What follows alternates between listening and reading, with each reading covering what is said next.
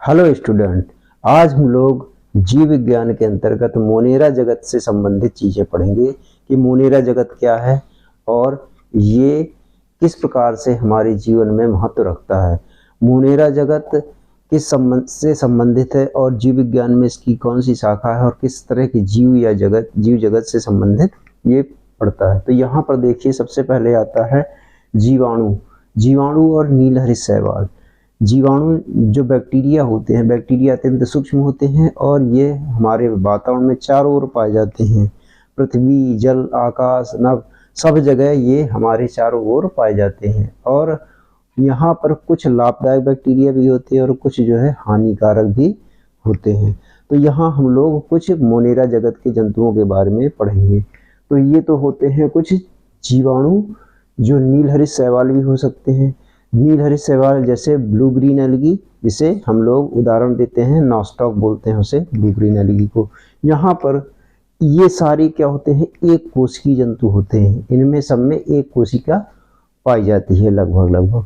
और आनुवांशिक पदार्थ होता है। आनुवांशिक पदार्थ का मतलब होता है इनमें डीएनए और आरएनए या आरएनए या दोनों पाए जाएंगे। ये एक प्रकार का विशेष महत्व होता है।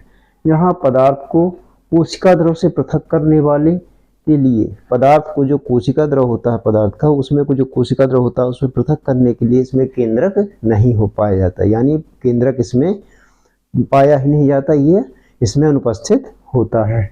दूसरी बात यहाँ पर आती है कि यहाँ पर एक साइंटिस्ट थे जिनका नाम था अर्नस्ट हेकल। अर्नस्ट हेकल ने क्या बताया कि 1894 ईस्वी में एक पृथक मोनेरा जगत की स्थापना की थी। यानी मोनेरा जगत की जो स्थापना की थी वो अर्नस्ट हेकल ने की थी 1894 ईस्वी में।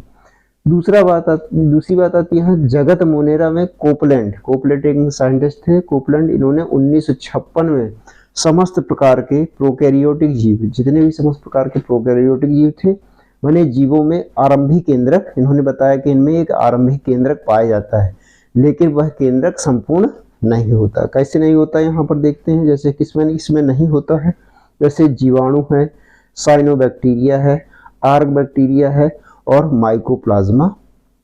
आपको बता दें माइकोप्लाज्मा विश्व की सबसे छोटी कोशिका कहलाती है, जिसे हम लोग माइकोप्लाज्मा के नाम से जानते हैं। अब आइए कुछ इंपॉर्टेंट टॉपिक्स समझ लें कि ये मोनेरा जगत में कुछ जो है मुख्य जो है इसके लक्षण क्या क्या हैं। तो यहाँ पर देखते हैं, they are microscopic, unicellular and prokaryotic. ये माइक्रोस्कोपिक होते हैं यानी सूक्ष्मदर्शीय जीव होते हैं। इनमें यूनिसेलुलर होता है यानी एक ही कोशिका के जीव होते हैं। और तीसरा जो है प्रोकैरियोटिक होते हैं, यानी सेल्स दो प्रकार के होते हैं, प्रोकैरियोटिक और यूकैरियोटिक। तो प्रोकैरियोटिक माने सबसे पुरानी या प्राक कोशिका जो कहलाती है वो प्रोकैरियोटिक कोशिका कहलाती है। तो ये माइक्रोस्कोपिक हो गया, यूनिसेलुलर हो गया और प्रोकैरियोटिक सेल हो गया। दूसरा आता है केंद्रक के स्थान पर केंद्रकाभ पाया जाता है। तो यहाँ पर देख सकते हैं केंद्रक तो पाया नहीं जाएगा, तो क्या पाया जाएगा, न्यूक्लियोइड पाया जाएगा। यहाँ पर न्यूक्लियोइड पाया जाता है जो वलयाकार डीएनए के अंतर्गत होता है। वलयाकार डीएनए यानी गोल, एक्चुअल गोल नहीं होता, गोल लिए हुए गोल अंडाकार शेप में होता है, सो डीएनए होता है। इसमें हिस्टोन प्रोटीन पाया जाता है, लेकिन ये जो केंद्रिका होती है वह केंद्रिका इसमें नहीं पाई जाती। तो इससे ये अंदाजा लगाया जा सकता है कि यह मोनेरा जगत के बारे में हम लोग जान रहे हैं इसको। इसके बाद होता है माइटोकॉन्ड्रिया, गोल्जी बॉडी, ईआर यानी एंडोप्लाज्मिक रेटिकुलम, प्लास्टिड, और यहाँ पर कुछ और विशेष प्रकार के जो इसके कोशिकांग होते हैं वो नहीं पाए जाते हैं। दूसरा आता है इसमें वास्तविक रिक्तिकाएं नहीं पाई जाती, यानी जितने भी एक कोशिका के अंतर्गत पाए जाने वाली रिक्तिकाएं होती हैं, वैक्यूल होता है, वह इनमें मोनेरा जगत में नहीं पाया जाता है।